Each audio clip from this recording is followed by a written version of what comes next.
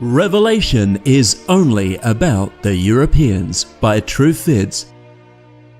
The reason for this is because the ancient Israelites migrated to Europe, becoming the Europeans, and therefore it is only natural that if the Old Testament is about the Israelites, then so is the New Testament. The Revelation is the word of Christ explaining events that will happen to his people. It has the message to the 7 churches, the gradual fall of Rome, the Israelites en masse migrating to Europe, the rise of the papacy tyranny, the Reformation breakaway from the popes, the mass printing of the Bible for everyone, the French Revolution and decline of nobility, the rise of this economic system by the merchants called Mystery Babylon, the mass migrations into all of our nations by those merchants, to the eventual future collapse of Mystery Babylon, and finally the return of Christ to save his people who are being overrun. All of these things transpired in Europe. When the Israelites were deported, they became the Scythians, Galatae, Celts, Gauls and Germanic tribes, eventually becoming the Europeans. We are Christ's people, his sheep. However, we have forgotten our identity. As a result, we are deceived by the descendants of Esau, the merchants who pretend to be the people of the Bible, but we are slowly waking up to our identity. So here is a walk through Christ's revelation. So before we jump into Revelation chapter by chapter, we should give a basic explanation of what the book of Revelation is all about.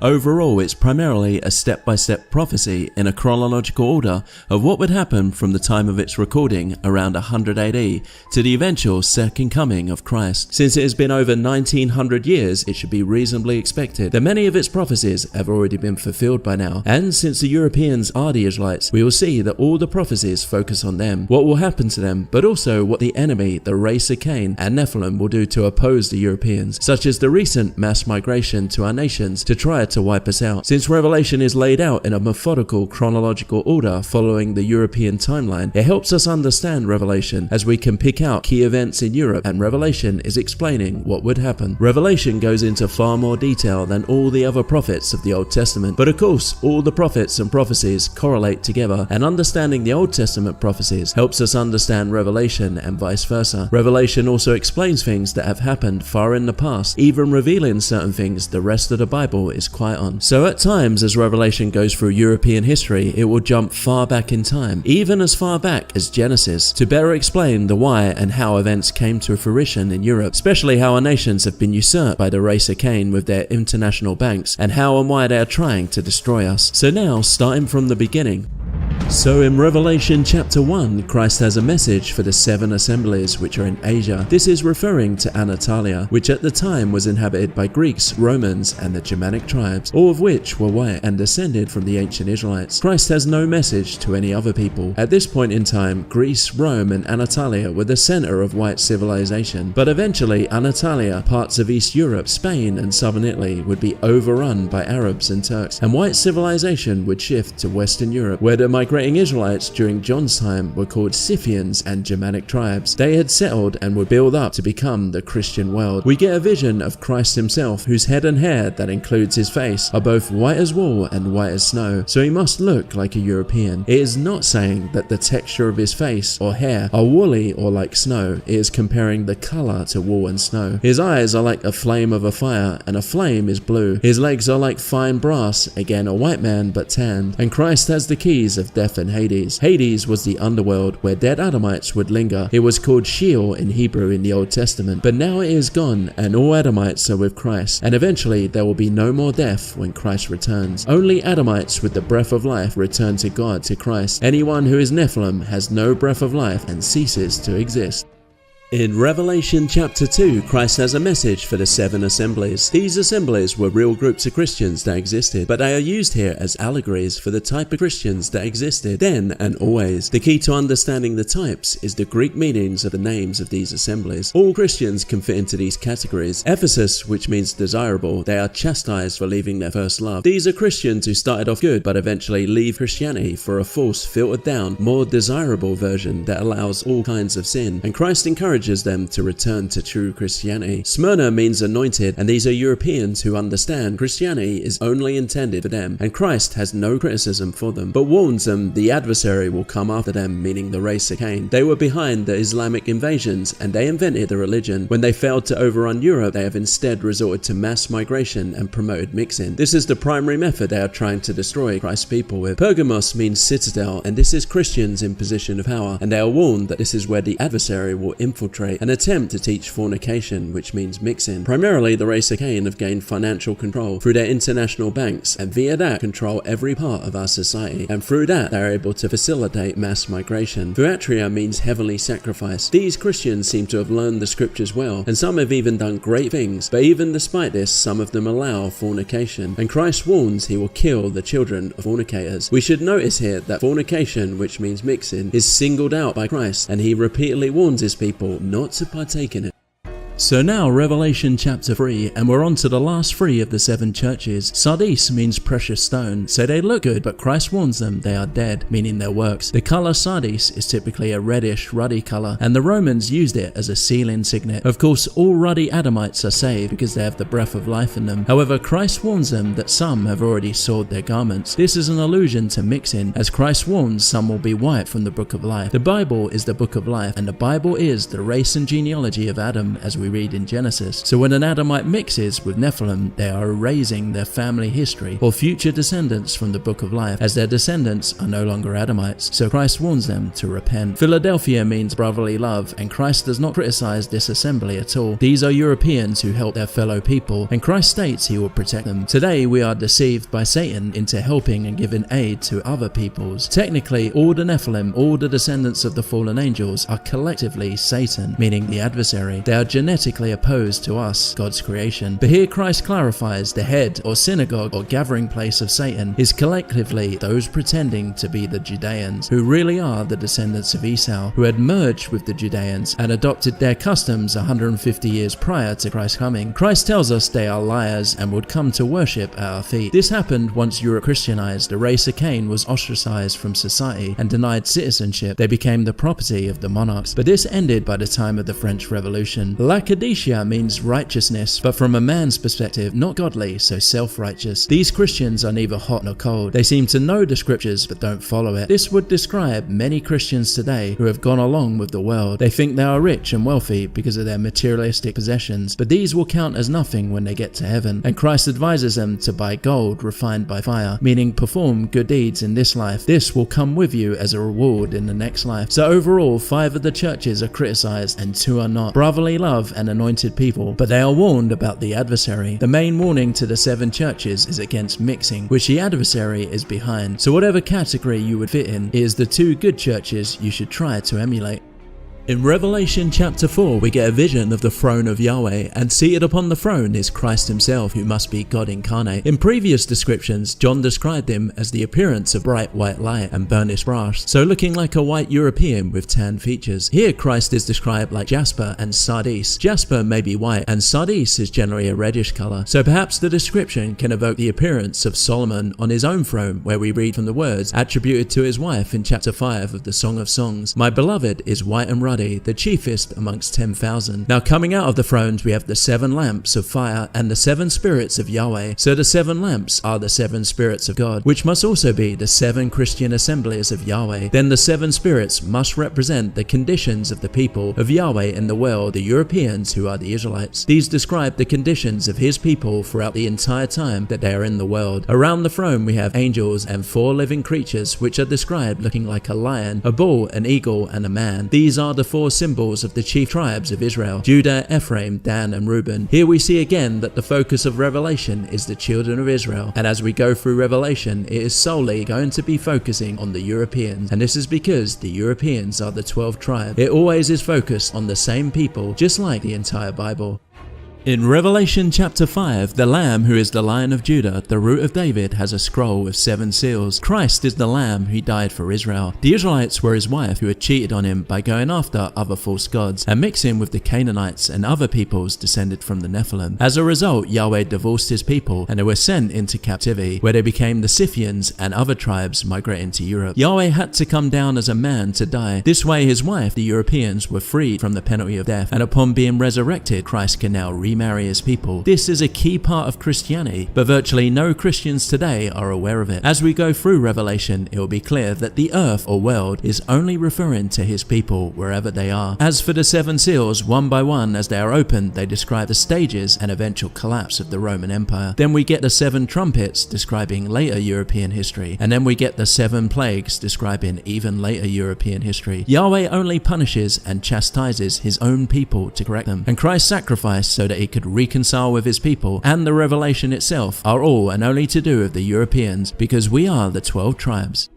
In Revelation chapter 6, Christ begins to open the seals, and the first 4 seals are popularly described as the 4 horsemen of the Apocalypse. These describe the various stages of the Roman Empire, and a pattern that all empires generally follow. First, we have a white horse with a crown and a bow, and this was Rome rapidly expanding and conquering Europe. Next, a red horse with a sword. This is the bloody civil wars which ensued. Then a black horse. This is the gradual decadence and corruption of the empire. It describes the cost of wheat and barley being a day's wages, therefore a collapse in economy and severe poverty. Then the green horse, which represents sickness and decay, and this is the eventual mixing of the populations and gradual death of the empire. The same happened with Egypt and is now happening to all of our nations today. We have had how many economic crises now? Furthermore, we are being overrun and collapsing. Daniel describes that Rome would collapse because the iron could not mix with the clay, meaning the mixing would destroy the empire. Around 200 AD, the Emperor Caracalla granted citizenship to all free men within the Roman Empire. This greatly accelerated the mixing. The 5th seal describes all the Christian martyrs calling for vengeance. This of course came as the Germanic tribes would destroy the Roman Empire and come to dominate the world. As they are the Israelites, they would fill the whole world as Yahweh promised they would.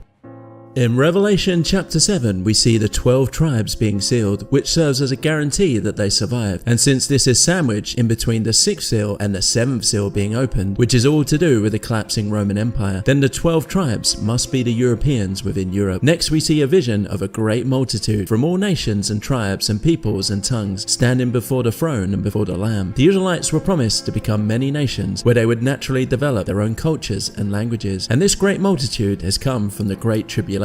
Only the Israelites were promised to go into captivity, into a great tribulation, as Yahweh only punished his own people. So the great multitude must be the Israelites within Europe. The Israelites were promised a 7 times punishment if they disobeyed Yahweh. To explain it in simple terms, a time is 360 years. So 7 times that is 2,520 years. The Assyrian deportations began anywhere around 720 BC, and after 2,520 years, it brings us roughly to the 1800s, which is the French Revolution, where the monarchies and nobility began to dissolve, and the European Israelites were now free from tyrannies. However, at the same time, the race of Cain was emancipated all across Europe to become equal citizens for the first time. So this time frame also coincides with the beginning of the time of Jacob's trouble, where Esau, who pretends to be the Israelites, would come to rule over us with their usury and international banks under the guise of democracy. The great multitude are whitened in the blood of the Lamb, so they are Christians. This shows the mass of European Christians must be the 12 tribes still going through their tribulation, which would continue for many centuries.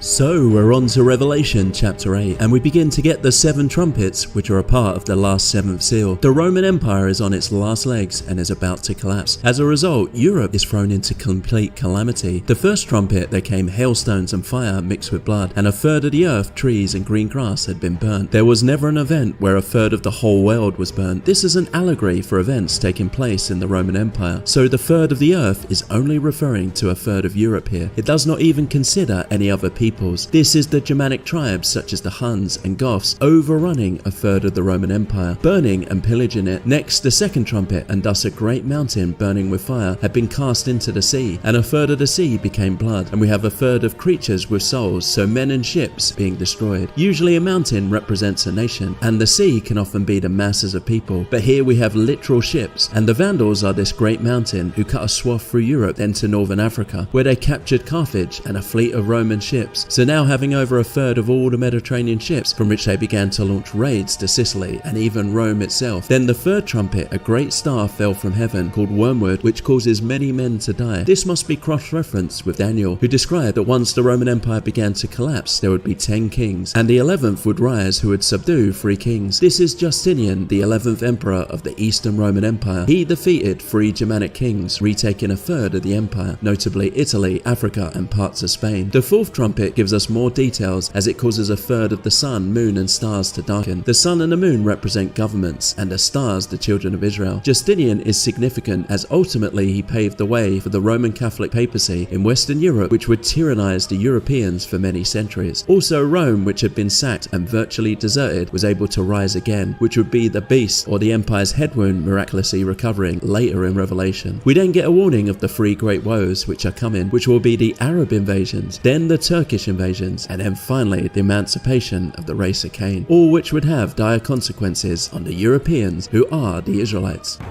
In Revelation 9, a star falls from heaven, and to him is given the keys of the bottomless pit. This star is the beginning of the Arab conquest, and the founder of the religion is the star falling. Once opened, it darkens the sky, and locusts come out, and they have authority like scorpions of the earth. In the Gospel of Luke, Christ said, "I beheld the adversary falling as lightning from heaven." He then tells his apostles he has given them power and authority to tread upon serpents and scorpions. Christ was referring to the race of Cain, his adversaries who were constantly stalking and hounding him during his ministry. The apostles overcame them with the gospel, as would the Israelite Europeans when they Christianized. So these locusts and scorpions are allegories for people. Arabia is famous for being a land of locusts, and Europe would now be invaded by Arabs. Next, they are given authority to take the European Israelites who don't have the seal of Yahweh in their foreheads, meaning those not following the commandments of God. The Arabs took the East, North Africa, Spain, the Mediterranean, and eventually, under the Turks, large swaths of East Europe. These parts were primarily Roman Catholic and Orthodox, which are heavily imbued with paganism. The locusts are likened to scorpions and are given 5 months, with a day being a year in prophecy. 5 months is 150 days or years. This is the period of the Arab conquest, which fizzled out after that. Charles Martel halted the push west, and from there it stagnated. We then get a description of the locusts, which makes it clear they are not literal locusts, where they are riding horses, have long hair, and wear breastplates and masks to look like lions. Their king, the founder of their religion, is from our Christian perspective, Abaddon, which means destroyer, as that's what they did to Europe and Christianity. Then we have the 6th trumpet, and now this describes the Turkish invasions coming over the Euphrates River, which would last an hour, a day, a month, and a year, which works out at 391 days or years in prophecy. The first skirmish between Turks and Byzantine was 1064 AD, and 389 years later, Constantinople was sacked, very close to 391 years in prophecy. A third of the men died. This would be a third of Christian Europe from all these invasions, which again shows Revelation is not concerned with any other people. We then learn these invasions are actually a punishment for the pagan practices in Catholicism and Orthodox Christianity. We then have a vision of the cannons, which were used to bring down Constantinople. The cannons are like lions, which spits out fire and smoke. Revelation then condemns all these Christians for not repenting. Despite these Arab invasions, they still continue with worshipping demons, idols, and things made of gold and silver. This is the pagan gods, now disguised as saints, and constructing images and statues to worship them, and not repenting from fornication and pharmaceuticals, or sorcery, as it's often translated. Byzantine had become rife with mixing and drug use. Fortunately, Protestantism was coming next, which certainly is not perfect, but a major improvement, and out of that we get the mass printing of the Bible. In Revelation chapter 10, a mighty messenger descends from heaven and opens a little book. This little book represents the Christian Bible, and this is a prophecy of assurance that the Word of God would be available to His people. This is the beginning of the formation and translation of the Bible into the common language of the European people. It would be a slow, gradual process and take many centuries. The monk Bede in the 8th century in England wrote of the scriptures being translated into the Saxon languages during this time. At that point, the Catholic Church did not prohibit translations, but over the centuries that policy would change and translating the Bible was banned. We then learn on the seventh trumpet the mystery of Yahweh is completed as he is announced by his servants the prophets. The mystery is who are the anointed people, who are the Israelites, where are they? And as we go through Revelation, the European Christians would go on to fulfill many more prophecies and prove that they are the people of the Bible. But only in the end times are we promised a third Elijah ministry, which is where the heart of the fathers will be turned to the children, and the hearts of the children to the fathers, meaning we would finally remember our ancestry and who we are. Hopefully that time is soon, but it will happen one day. Then the messenger tells John to eat the book, and in his mouth it is sweet as honey, but in his belly is bitter. When you hear the Bible, the word of God, it sounds great, but to actually allegorically eat it, meaning follow and obey the commandments, it's tough and can bring hardship and challenges in your life. It's a lot easier just to go along with the world.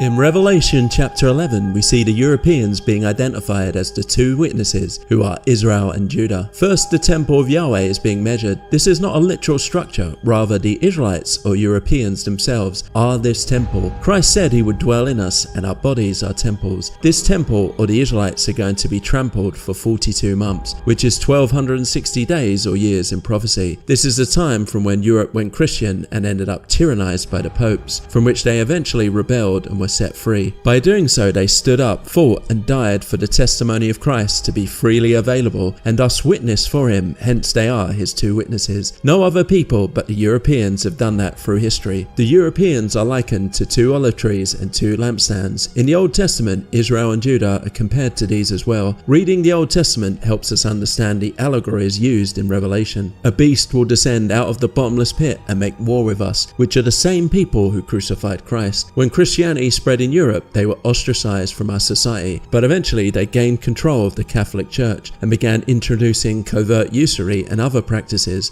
But with the Protestant movement, they began to lose control, so they instigated wars to try to regain control. The earth would rejoice for 3.5 days or years in prophecy. Again, the earth is only Europe here, where the Catholic Church and those in power are gloating. This 3.5 year period is the council leading up to Martin Luther, where the Protestant movement appeared dead, but he revived it, but also the period of Bloody Mary's 3.5 year reign in England, where she tried to reinstitute Catholicism, but she died and Queen Elizabeth came to the throne. England went back to Protestantism and never looked back. This shows Britain must be Ephraim, the leader of Israel, and Germany must be Judah. We then have visions of the kingdom of the Society of Christ appearing. This has not fully come yet. Protestantism was only the beginning. Out of that came British Israel, and gradually other better versions of Christianity, which have kept getting closer and closer to the truth, even though they had flaws. Eventually our people will fully wake up. As Christ said in his ministry, he will return only once the gospel has been spread.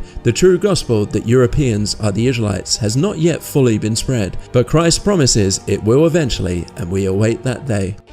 In Revelation chapter 12, we get multiple things explained at once. The Israelites migrating to Europe, becoming Christians. The fallen angels war in heaven, and their descendants, the race of Cain and Nephilim, continue in this war trying to wipe the European Israelites out. The race of Cain being greatly diminished by being separated from the common Christian people, and as a result encouraging invasions into Europe under Islam to try to end Christianity. And finally, how ultimately they are behind all world empires. The merchants who prop up and control them empires behind the scene. So starting off, John sees a woman cloaked with the sun and moon beneath her feet, and upon her head a crown of 12 stars. The woman is the children of Israel, hence 12 stars for 12 tribes. We are described as a woman, as Yahweh married his people, but divorced them when he had our ancestors deported. Therefore we are no longer his wife, but allegorically a woman, waiting for the remarriage which comes later in Revelation as the supper of the Lamb. The sun and moon represent governments, and these are beneath the woman, meaning she rules the world, and the Europeans certainly did, and have ever since. Next appears a great red dragon having 7 heads and 10 horns. His tail sweeps away a third of the stars of heaven and casts them into the earth. The dragon represents the fallen angels who mix God's creation, thus falling from his graces, but also their offspring, the Nephilim and race of Cain, who continue to try to destroy God's creation by mixing us out of existence. The dragon has 7 heads because the race of Cain has been behind the 7 world empires that have existed. In Daniel we only have 4, as he only counts from his time. Revelation has a greater scope, including including Egypt and Assyria, and then Daniel's 4 empires, Babylon, Persia, Greece, and Rome, so that's 6. Daniel has a stone carved out of the mountain which would destroy the last empire. That is the Germanic tribes who did overrun the empire. The 7th empire is Napoleon, who would emancipate the race of Cain and therefore change Europe's destiny forever. This will be explained in greater detail later in Revelation. As for the 10 horns, these have not yet appeared. These are the final 10 rulers who will rule over us, which is explained later in Revelation. Next, the dragon tries to devour the child the woman is given birth to. The child will rule over all nations, and this can only be Christ. Christ was an Israelite, so he came from the woman, the Israelites. The dragon in this instance is King Herod, who was descended from the fallen angels. He was an Edomite. Esau had intermingled with the Canaanites, and the Canaanites had intermingled with the race of Cain, Nephilim. Then the woman flees into the wilderness, where she is nourished for 1260 days or years in prophecy. This is the Israelites migrating to Europe. Around 700 BC, northern Europe was largely uninhabited, but would come to be populated by the Scythians and Germanic tribes. The nourishing is Christianity spreading. Next, Michael and his angels battle the dragon, and the dragon is cast out of heaven. Heaven can also represent the government and rulership. This is a flashback to the fallen angels who began to mix creation and lost their place. We then get proof that the dragon is also the serpent of old, the false accuser, the adversary, who deceives the whole world, and the fallen angels who fell with him. So the serpent in Genesis who seduced Eve and sired Cain must have been a fallen angel. Additionally, their descendants, the offspring of Cain, represent the serpent or dragon later in scripture, who are deceiving us now. With their usury and international banks, they have gained control of all of our nations, and especially with their media, they deceive us all. Then we hear a great voice announcing the kingdom of God has come, and the false accuser has been cast down. They have prevailed over him with the testimony of the Lamb. The false accuser has great wrath because he has but a short time. With Christianity, the Europeans overcame the race of Cain. They were ostracized and severely limited in European society. Christ said he would return and ultimately destroy them all when he divides the sheep and goats. Therefore they know they have but a short time. So what is their goal? Well, next, when the dragon saw that he had been cast down to earth, he persecuted the woman who had given birth to the man-child, so the Israelites who gave birth to Christ. The woman is given wings to fly into a wilderness and be nourished for a time, times, and half a time. This is repeating the woman going to Europe and being nourished with the gospel for 1260 years. So the serpent or race of Cain casts out a flood to try to destroy the woman. This is them going to the east and inventing Islam, encouraging the invasions into Europe. However, the earth opens up and gulps down the river from the dragon, meaning these invasions ultimately failed. The dragon then goes to make war with the offspring of the woman, keeping the commandments of Yahweh and having the testimony of Yahshua. This is further explained later, but in short, it is the mass migrations where we are being overrun, and the mixing they promote to try to wipe us out. This is only happening to us, proving we are the woman or the Israelites.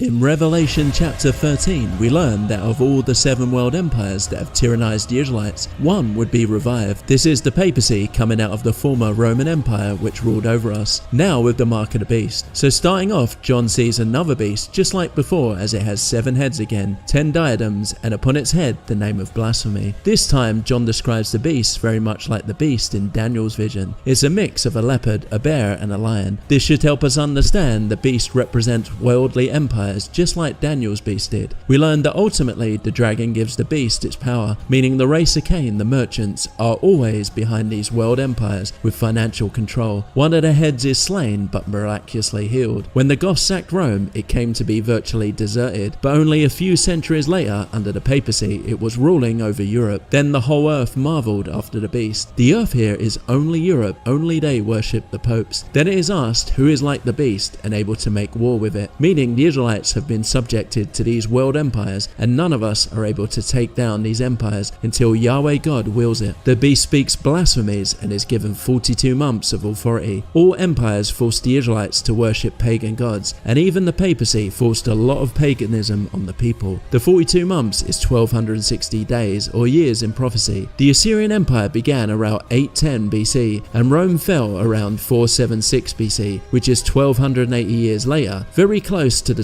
1260 years, but our chronologies can easily be out a few years or decades. The papacy also tyrannized us for 1260 years. In the 6th century, Justinian officially made the Bishop of Rome the head bishop or pope over all other bishops. Although the Protestant Reformation diminished the papacy power, it was Napoleon who ultimately ended it when he arrested the Pope and crowned himself emperor, ending the papacy power over the monarchies of Europe forever. This was around 1260 years later. Altogether, 2 times 1260 years is 2520 years. If the Israelites disobeyed Yahweh in the Old Kingdom, Yahweh promised them 7 times punishment, which was the Great Tribulation. In short, a time is 360 years, and 7 times that is 2520 years. So from the Assyrian deportations, our people have undergone 2520 years of punishment, which is all these world empires and the papal tyranny combined. After Napoleon, we were free, but instead of turning to Yahweh, we got deceived by the race of Cain, and now are ruled over by them under liberal ideas and democracy they invented. We are in the time of Jacob's trouble.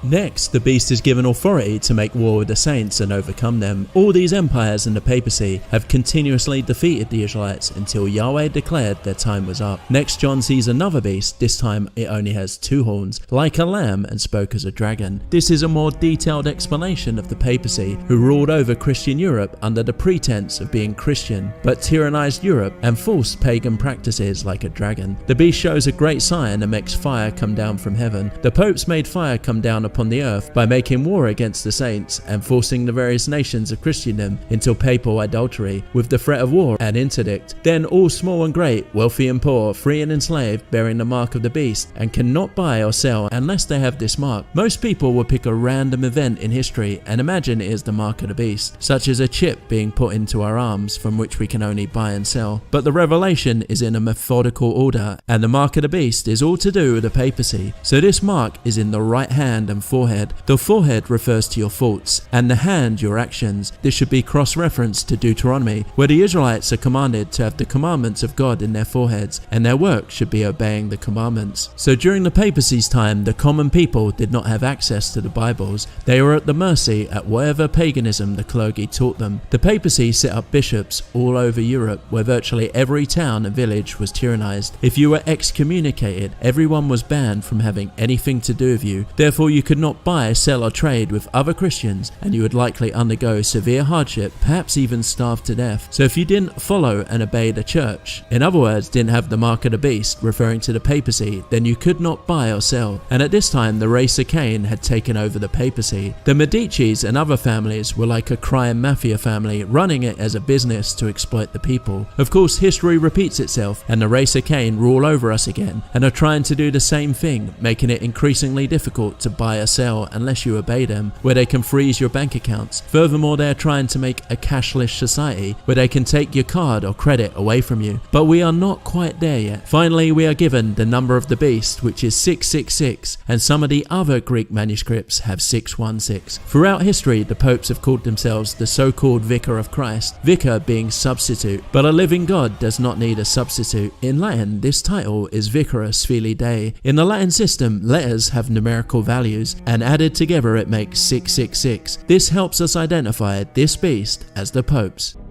In Revelation chapter 14, we get a preview of what will happen when Christ returns, and the final events leading up to his return. First, we have the 144,000 with him, who have the name of Yahweh and the Lamb on their foreheads. This must be the same 144,000 who were sealed back in Revelation chapter 7 as Rome was collapsing. They are described as having not defiled themselves. With women, they are virgins. You should not read that literally, but allegorically they are virgins because they didn't follow pagan religions and practices and followed Christ. So living a virtuous life will be significantly rewarded in the afterlife. Next, we are warned to fear Yahweh, to give honor to him, because the hour of judgment has finally come. Then it is announced that Babylon has fallen. This is the great international economic system that we are trapped and enslaved in. The race of Cain rule over us with their international banks, but at the same time, usury is built on a house of cards and always fails in the end. Until that point in the future, we are trapped. But here Yahweh promises he will bring it all down at the time of his choosing. Then there there is a warning to Europeans who are the Israelites. If they have the mark of the beast in their forehead and hand, then they will drink of the wine of the wrath of Yahweh. The forehead is your faults and the hands your works. Meaning if Europeans aren't obeying God's commandments and aren't Christian, even after Babylon falls, when we are now free, then Yahweh will punish them severely. They are warned that they will be tormented forever and ever. This means in heaven they will live in regret of their decisions. We see a lot of traitors today who have embraced mixing and following the race of Cain and are against us. But do not worry, Yahweh will deal with them eventually. Then those who are dying from now on are blessed. Meaning again, if you live a virtuous Christian life and the race of Cain destroys you for it, you will be rewarded in the next life. Finally, we see Christ in a cloud with a scythe. The time has come. Then we have two harvests with two scythes. The first one reaps the harvest, whilst the second scythe has authority over the fire and harvests the ripe grapes. The first scythe is wiping out all the people in the world who descend from the fallen angels once and for all, whilst the second has authority of fire, which is the chastisement of God's people, his Israelites, and therefore they are called ripe grapes. They are harvested, as in brought to heaven. Christ said that every plant which my heavenly Father have not planted shall be rooted up. He was referring to people, so the people God did not create will ultimately be destroyed. He also said in the end times he will divide the world by wheat and tares, the sheep and the goats, the good kinds and bad kinds of fish, meaning Israelites and the Nephilim, as the end times will be like the days of Noah. So all the Nephilim are destroyed and all the Israelites survive, but are judged for the life they lived. So good or bad, they are all saved. The goats are all condemned, not for their personal behavior, but how they treated the sheep. The sheep are all preserved, not for their personal behavior, but only because they are sheep.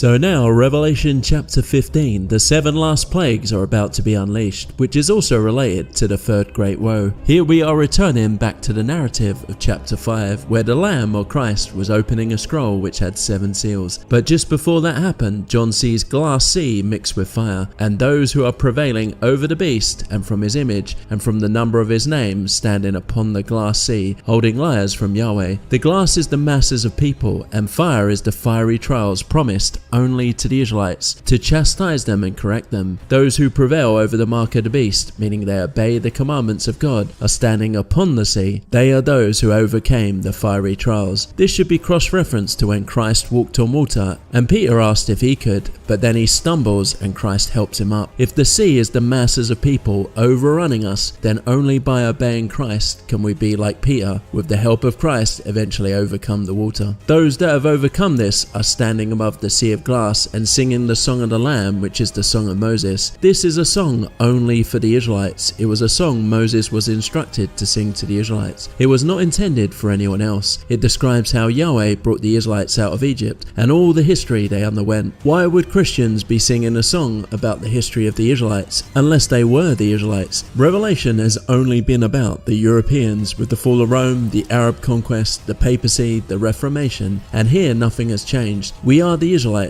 and this is why we are singing the song of the Lamb. It is the history of our people. And then the 7 plagues are presented. These are what we are currently undergoing and are the result of the race of Cain being emancipated by Napoleon and all the troubles they have brought upon us, and that we have underwent ever since in the time of Jacob's trouble.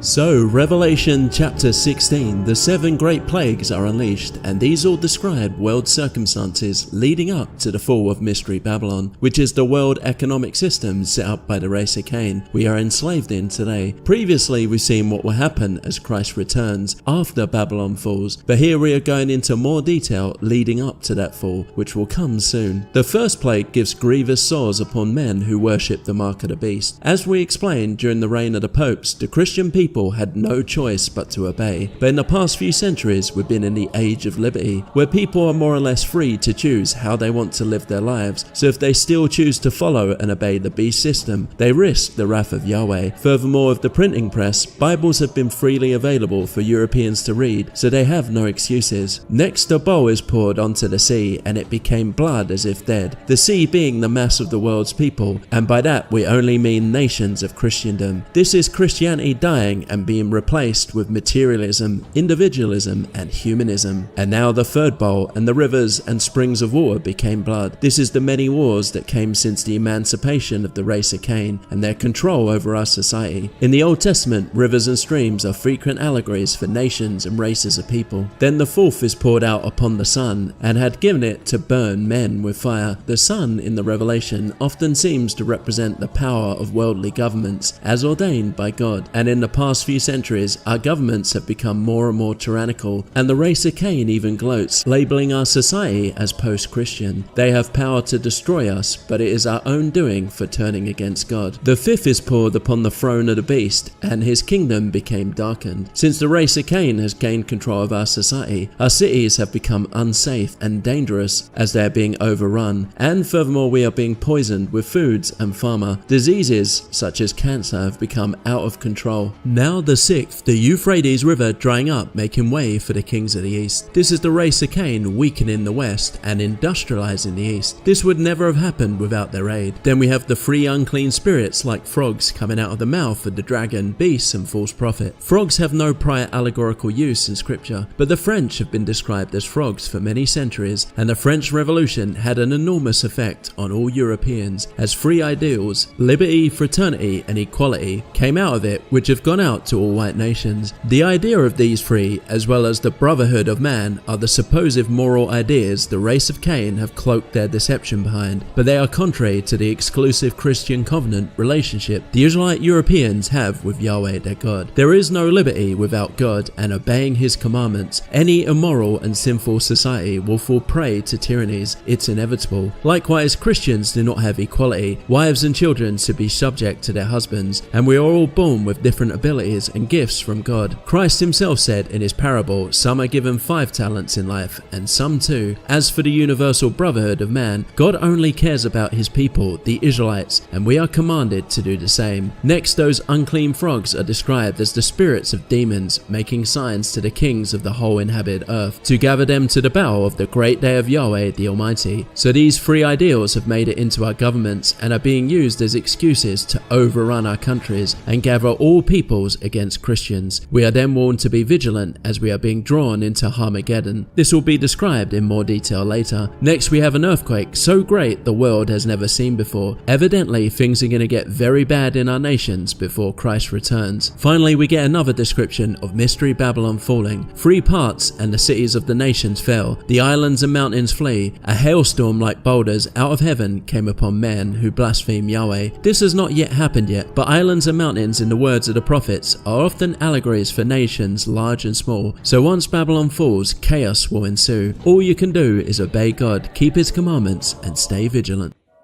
So, Revelation 17, we get another recap of how we will get to Babylon falling, but this time showing it is because the woman or Israelites turned away from God that has led us to this. So we read the judgment of the great whore, who sits upon many waters, with whom the kings of the earth have fornicated, and those inhabiting the earth have been intoxicated from the wine of her fornication. Previously, the woman with 12 stars had fled into the wilderness and been nourished. This was the Israelites migrating to Europe and receiving the gospel of Christ. We then learnt of the papal tyranny and then the mass Bible printing, the Protestant Reformation, and finally the French Revolution. So the people were free at last, but the race of Cain instead gained power, and under democracy, capitalism, and their international banks control our nations. As a result, we have slowly turned away from Christianity. They have flooded our nations and overrun us. This is why the woman, or we the Israelites, are intoxicated with fornication, which means mixing. And next, the woman is on a scarlet beast filled with names of blasphemy, having 7 heads and 10 horns. Once again, the 7-headed beast represents the 7 world empires that came and went, but this time the woman, or Israelite Europeans, have willingly joined themselves to the beast. In the Old Testament, the Israelites are described as a whore when they mixed with the Canaanites. Yahweh divorced and deported them for this. Despite this, Yahweh promised he would remarry his people, and next the woman is intoxicated from the blood of the saints and from the blood of those bearing the testimony of Yahshua. Every single war in the past few centuries has been Europeans versus Europeans. Most of the wars were instigated by the race of Cain Cain behind the scenes, so we've been killing each other for nothing. Then it is explained what the beast represents. The 7 heads are mountains where the woman sits upon them, and there are 7 kings. 5 have fallen, 1 is, another is not yet come yet, and when he should come, it is necessary that he remains a short time. And the beast which was, and is not even the 8th, and is from of the 7, and goes into destruction. This clarifies that the head represents the world empires, but we must remember Revelation was written during John's time, where the Roman Empire still existed. The 5 that have fallen were Egypt, Assyria, Babylon, Persia, and Greece. The papacy does not count, as it came from the 6th, the Roman Empire. The 7th, which was short, is Napoleon, who ended the papacy and emancipated the race of Cain, which paved the way for the 8th Empire, which is the beast itself coming out of the pit, which is their world international banking system, through which they rule over the whole world now. Previously we learned that the dragon or race of Cain was secretly behind all empires, but now they have come out of the shadows or the pit, and the enemies of Christ are comfortable being out in the open. We learn the beast and those not written in the book of life from the foundation of society will go into destruction. The book of life is the Bible, and it is the genealogy of the race of Adam. Adam was written in the book of life at the beginning, and it's only about his descendants. Anyone descended from the race of Cain and Nephilim will all be destroyed in the end, as will their international e-commerce banking system they have enslaved us with. Then the 10 horns represent 10 kings that have never received the kingdom, but they shall receive authority as kings for 1 hour with the beast. This has not yet happened yet. So with the 7 world empires, then the race of Cain coming out in the open, ruling over us in the time of Jacob's trouble, and finally there will be 10 rulers. They give their authority to the beast. They shall make war with the Lamb, meaning his people and Christianity, but the Lamb or Christ shall overcome them. This is when he returns. Then if people doubt these interpretations, it is clarified. The waters which you saw where the whore sits are people and multitudes and nations and tongues. And the 10 horns which you saw in the beast, these shall hate the whore, and they shall make her desolate and naked, and they shall eat her flesh, and they shall burn her down with fire. This is exactly what they are doing to all of our European nations, ultimately trying to overrun us, corrupt, pervert, and destroy us one way or another. Next, for Yahweh has bestowed it into their hearts to do his will, and to have one purpose, and to give their kingdom to the beast, until the words of Yahweh shall be accomplished. So we can't stop this happening, but we will get our moment eventually when Babylon falls. And the woman which you saw is the great city, which has dominion over the kings of the earth. The Israelites will be later described as a great city for which Christ the temple dwells in, showing again the woman is the Israelites, who are the Europeans.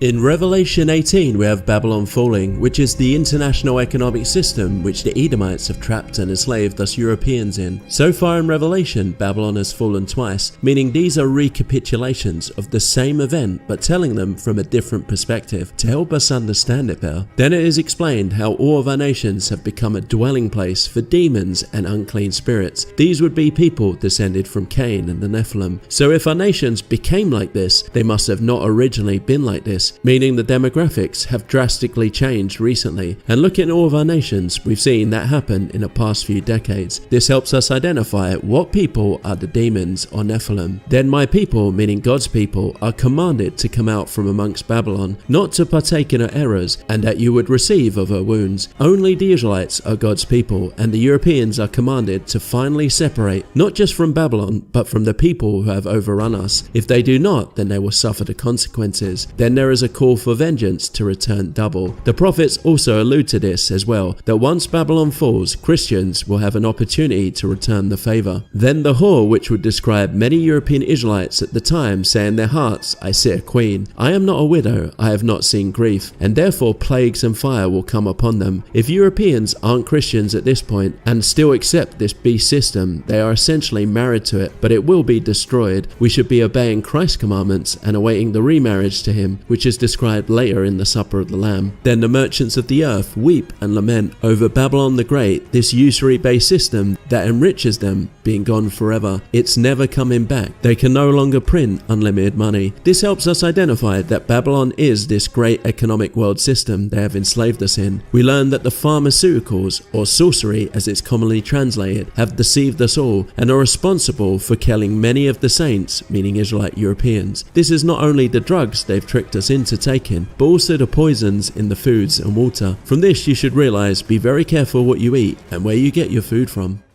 So on to Revelation 19, we have the wedding feast of the Lamb, which is where God's people, the Europeans who are the Israelites, are remarried to Yahweh, to Christ their God. Yahweh had divorced his people and deported them because they had mixed with the Canaanites and followed their evil practices. But in the prophets he promises to reconcile with them and one day to remarry them. The reconciliation was Christianity, and here finally the promised remarriage takes place. But this is after Babylon has fallen, an event we await and which will happen sometime in the future. Firstly, Yahweh declares he has judged the great whore for ruining the earth with her fornication. Fornication is mixing, so God is condemning the European Israelite who have been mixing, and Yahweh has punished us for it. This should be cross-referenced to Jeremiah, where God warns, "Behold, the day shall come that I shall sow the house of Israel and the house of Judah with the seed of man and with the seed of beast." So who are the beasts? As well as Christ's warning that the end times would be like the days of Noah again, where Noah was surrounded by Nephilim, people descended from fallen angels, as well as earlier in Revelation that Babylon, i.e. all of our cities, have become infested with demons and unclean spirits. All this should make you realize who is who and who is overrunning our nations at present. We then hear that God is praised and his servants. Only the children of Israel are God's servants. Then we have the wedding feast of the Lamb and his wife is prepared. There is never a promise of Christ marrying any other people other than the Israelites, and the marriage is with his Christian people. Historically, only Europeans were Christians, so obviously we must be the same people God promised to remarry in the Old Testament. Then the heavens open and Christ appears on a white horse. Then the race of Cain and the Nephilim who have flooded us gather to make war against Christ and his people. But Christ overcomes them. They are thrown into the lake of fire, means he destroys all his enemies and saves his people. On to Revelation chapter 20. We get yet another recapitulation of how we got to where we are when Christ returns and him destroying his enemies. This can be confusing because Revelation is retelling the same events multiple times but through different perspectives. This is called a parallelism and is common all throughout the Bible. Readers who don't realize this may think that these are separate events that will happen one after another when they are the same but being retold. So this time the chapter's perspective is focusing on the race of Cain and Christian Europe. The dragon, the serpent of old, is bound for 1,000 years in the bottomless pit, which is referring to the race of Cain who became excluded from society when Europe became Christian and allegorically bound in a pit. They were separated from Christians and could not prey on them with their usury and other vices. But this would change after the French Revolution, where Napoleon emancipated them, and this quickly spread across all Europe. With their reintroduction, they have gradually perverted our society. Then we have the 1,000-year reign of those bearing Christ's testimony. This is the 1,000 years of Christianity we had in Europe. Each nation Christianized at various times, but generally roughly from Charlemagne forming the Holy Roman Empire and Christianizing Europe to the French Revolution. Around 800 to 1800 AD, it's 1,000 years. This is the first restoration, which is when the lost tribes who migrated to Europe became the Europeans and returned to their God. Most Bible translations have a line added in, which should not be there as it is not in the oldest manuscripts.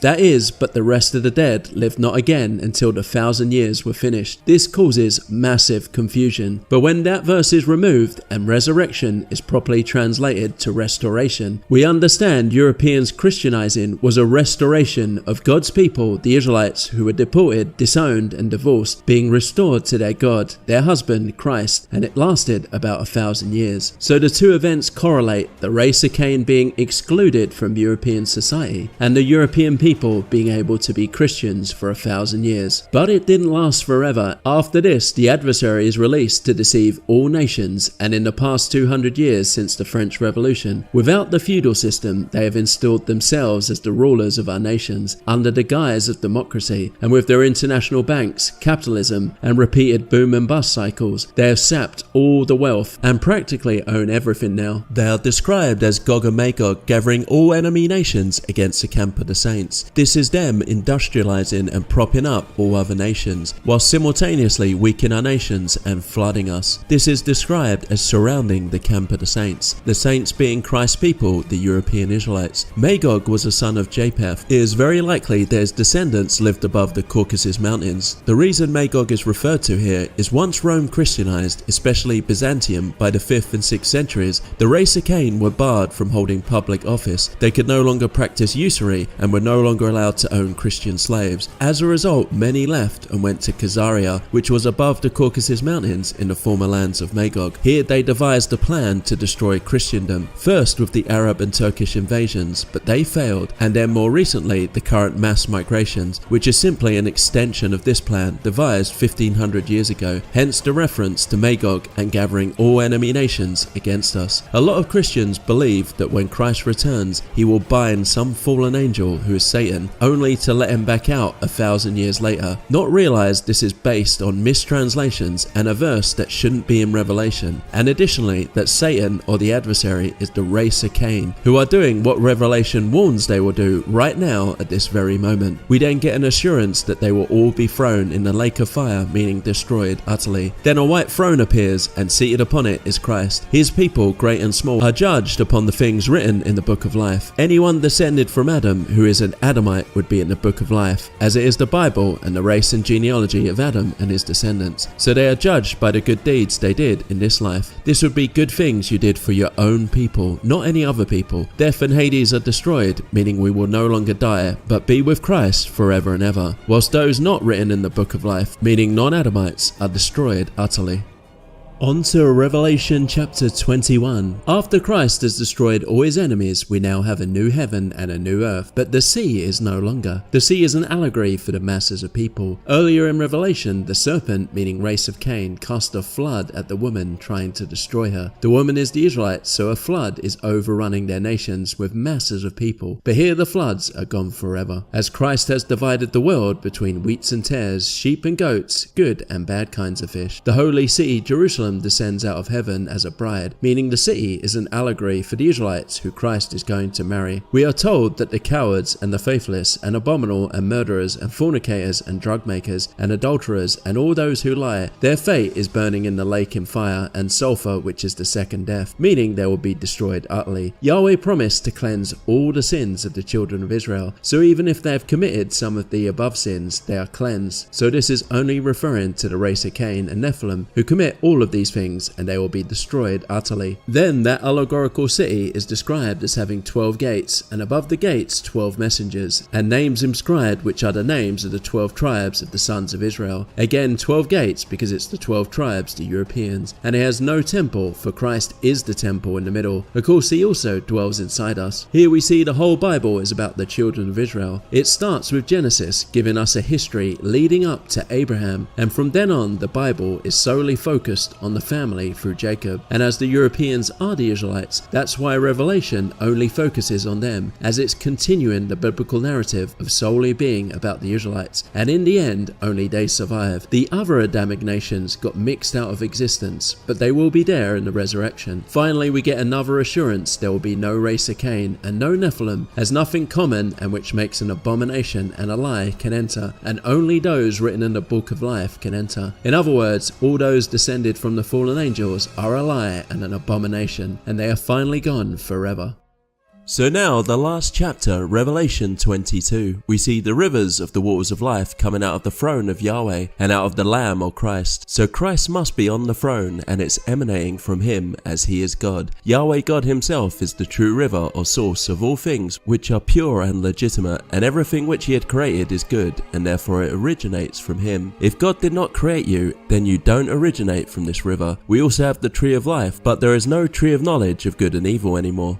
The tree of life is the Adamic race he created. As he said, I am the vine, you are the branches. And he also said, every tree which my heavenly Father did not plant shall be rooted up. In Genesis, when Adam was created, there was already a tree of knowledge of good and evil in the garden, which through Revelation we learn is the fallen angels and their offspring, who are the Nephilim. Once a fallen angel seduced Eve, we also begin to have the race of Cain in the picture. But here, since Christ returns to destroy all his enemies, the tree of knowledge of good and evil is no more, meaning the fallen angels and all of their descendants are gone. The tree of life has 12 fruits. These represent the 12 tribes of Israel, who are the Europeans who became the Christian people of the world. So all the Adamic people will be resurrected. As Christ himself said, the men of Nineveh and Seba will condemn this race in the resurrection, speaking to his adversaries, meaning the Assyrians and Sabians would be resurrected because they were Adamic. So the other Adamic nations such as Assyria, Egypt, originally looked like Europeans, but got overrun and wiped out. So only the European Israelites remain currently, but all Adamites will be resurrected when Christ returns. And this is what Christ warned he would do in his parables.